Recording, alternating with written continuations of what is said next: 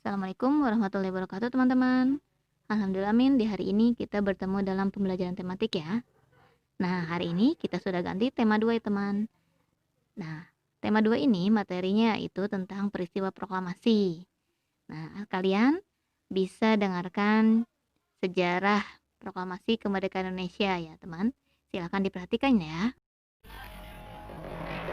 Saat Perang Pasifik atau yang dikenal dengan nama Perang Asia Timur Raya yang berlangsung selama 4 tahun, Jepang mengalami beberapa kekalahan dan menuju ambang kehancuran. 7 September 1944, Jenderal Kuniaki Koiso di hadapan parlemen Jepang berjanji untuk memerdekakan Indonesia bila mencapai kemenangan dalam Perang Pasifik. Tujuannya mendapat bantuan Indonesia dalam perang tersebut. Kaum Pergerakan Nasional menyambut hangat janji kemerdekaan oleh Jenderal Koiso. Anggota Badan Penyelidik Usaha-Usaha Persiapan Kemerdekaan Indonesia (BPUPKI) dilantik oleh Jenderal Kumakichi Harada.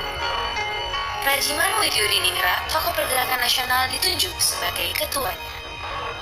Tapi, tidak semua petinggi militer Jepang sepakat dengan pelantikan BPUPKI. Misalnya Jenderal Izagaki dan Yuichiro Nagano. Keberatan dua jenderal itu tidak berarti banyak. Mayoritas petinggi militer Jepang tetap mendukung BPUPKI. Sidang BPUPKI dari 29 Mei sampai 1 Juni 1945 pun berjalan mulus. Setelah bersidang 2 kali, kerja BPUPKI berakhir dengan baik, sesuai harapan Jenderal Kumakichi Harada. BPUPKI lalu dibubarkan oleh Jenderal Terauchi Hisaichi, diganti jadi Panitia Persiapan Kemerdekaan Indonesia (PPKI) 7 Agustus 1945. 21 nama anggota PPKI diumumkan.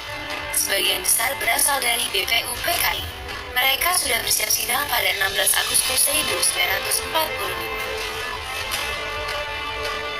Soekarno, Hatta, dan Rajiman Widyodiningrat wakil PPKI terbang ke Dalat, Vietnam, 12 Agustus 1945. Di tengah kabar pengeboman Hiroshima dan Nagasaki di Jepang, Jenderal Hisaichi Terauchi, Panglima Angkatan Perang Jepang di Asia Tenggara, menyambut kedatangan mereka. Jenderal Terauchi berkata bahwa PPKI bisa segera memproklamasikan kemerdekaan Indonesia. Kabar gembira tepat pada hari ulang tahun Hatta. Mereka semua senang, kemerdekaan sudah di depan mata.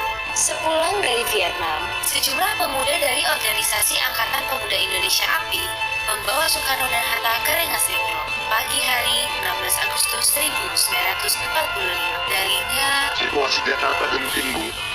pemuda mendesak Soekarno dan Hatta segera memproklamasikan kemerdekaan Indonesia.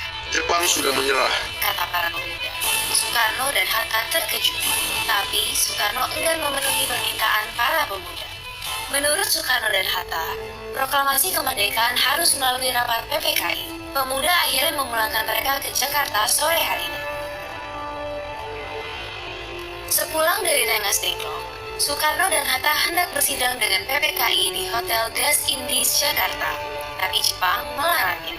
Perubahan situasi mengarahkan rapat persiapan kemerdekaan ke rumah Laksamana Maeda, perwira Angkatan Laut Jepang. Di tempat inilah dalam sebuah ruangan, Soekarno, Hatta, dan Ahmad Subarjo merumuskan naskah proklamasi kemerdekaan tanpa gangguan dari Jepang. Soekarno lalu membacakannya ke anggota PPKI dan pemuda di serambi rumah. Naskah yang singkat, tapi semua sepakat dengan isinya. Kemerdekaan bukan lagi impian. Hari bersejarah itu tiba. Soekarno membacakan naskah proklamasi kemerdekaan Indonesia ke banyak orang di rumahnya di Jalan Pegangsaan Timur nomor 56 Jakarta. Tokoh-tokoh pergerakan nasional dan rakyat biasa membaur mendengarkan pembacaan itu dengan heran. Setelah itu, bendera merah putih jaitan Fatmawati istri Soekarno dinaikkan perlahan diiringi lagu Indonesia Raya. Penghormatan pun diberikan. 17 Agustus 1945, Indonesia akhirnya merdeka. Ini bukanlah pemberian, melainkan hasil perjuangan dari seluruh rakyat Indonesia. Proklamasi kemerdekaan mengantar bangsa Indonesia bergelut dengan cerita baru. Jepang memang telah terjungkir, tapi pengaruhnya belum berakhir. Ini dialami oleh fotografer Mendur bersaudara dalam merekam dan menyebar proklamasi. Jepang menghancurkan kamera Alex Mendur, sang kakak. Karena itu, Franz, sang adik, mengubur negatif fotonya di halaman kantor Surat Kabar Asia Raya demi selamatkan bukti-bukti proklamasi. Di tempat lain, pewarta berhasil mengabarkan proklamasi lewat media cetak, juga melalui siaran radio dengan menggunakan beragam bahasa daerah. Di desa-desa, pemuda Republik berperan meneruskan kabar proklamasi. Mereka berkeliling dan berteriak, "Jepang menyerah, Indonesia merdeka!" Akhirnya, tiap orang menjadi saksi Indonesia telah merdeka. Nah, tahukah kalian bahwa pada masa perjuangan meraih kemerdekaan diperlukan suatu adaptasi, teman? Nah, apa sih adaptasi itu? Silahkan kalian perhatikan materi berikut ya. Kita akan belajar tentang adaptasi tumbuhan dengan lingkungannya. Sudah tahu apa itu adaptasi? Adaptasi adalah kemampuan makhluk hidup untuk menyesuaikan diri terhadap lingkungannya. Tumbuhan beradaptasi untuk mempertahankan hidupnya. Cara beradaptasi tumbuhan terlihat dari ciri khusus yang dimiliki oleh tumbuhan tersebut untuk hidup pada tempat atau daerah tertentu. Berdasarkan habitatnya, tumbuhan dibagi menjadi 4 jenis, yaitu hidrofit. Lanjutnya, mari kita simak penjelasan dari masing-masing jenis tersebut. Pertama, hidrofit. Hidrofit adalah tumbuhan yang hidup di lingkungan air. Karena kemampuannya ini, tumbuhan hidrofit dapat dikenali dengan adanya ciri-ciri khusus. Adapun ciri khusus tumbuhan hidrofit antara lain mengapung di permukaan air, memiliki daun yang lebar dan tipis untuk mempercepat penguapan, memiliki rongga udara dalam batang atau tangkai daun agar dapat mengapung, dan memiliki akar yang berada di dalam air. Contoh tumbuhan hidrofit antara lain teratai, enceng gondok, kiambang, dan kangkung. Kedua, hidrofit. Hidrofit adalah tumbuhan yang hidup di daerah lembab. Tumbuhan hidrofit banyak kita jumpai pada hutan hujan tropis yang lembab. Adapun ciri khusus yang dimiliki tumbuhan hidrofit antara lain mempunyai bentuk daun yang tipis dan lebar untuk mempercepat penguapan. Tubuhnya terdiri atas bagian-bagian akar, batang, dan daun.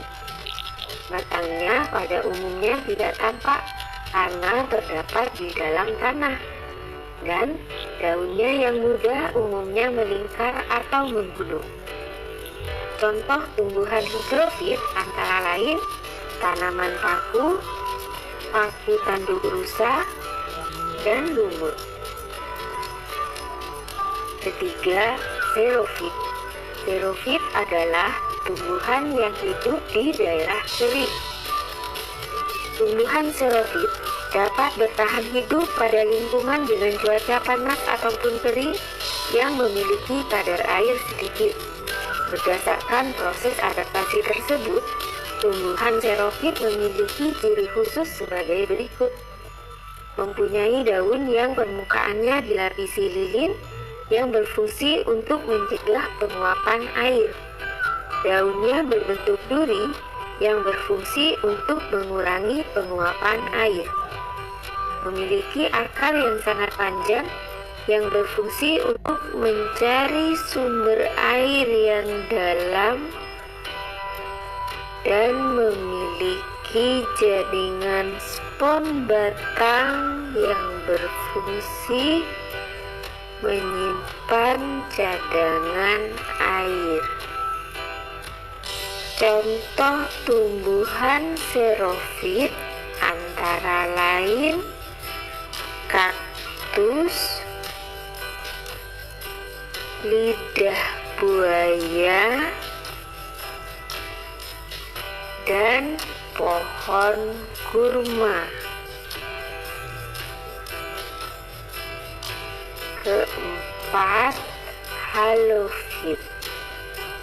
Halofit adalah tumbuhan yang hidup di lingkungan berkadar garam tinggi. Adapun ciri khusus dari tumbuhan halofit antara lain memiliki daun yang kaku dan tebal, memiliki permukaan daun yang licin untuk mengurangi penguapan, terdapat kelenjar pada bagian bawah daun untuk mengeluarkan kelebihan garam, dan memiliki akar napas. Contoh tumbuhan halofit adalah pohon bakau atau yang dikenal dengan mangrove. Baik teman, mungkin cukup sekian ya materi hari ini. Silakan dibaca bukunya dan mengerjakan halaman 6 saja sampai 7 saja teman. Begitulah tugas hari ini. Wassalamualaikum warahmatullahi wabarakatuh.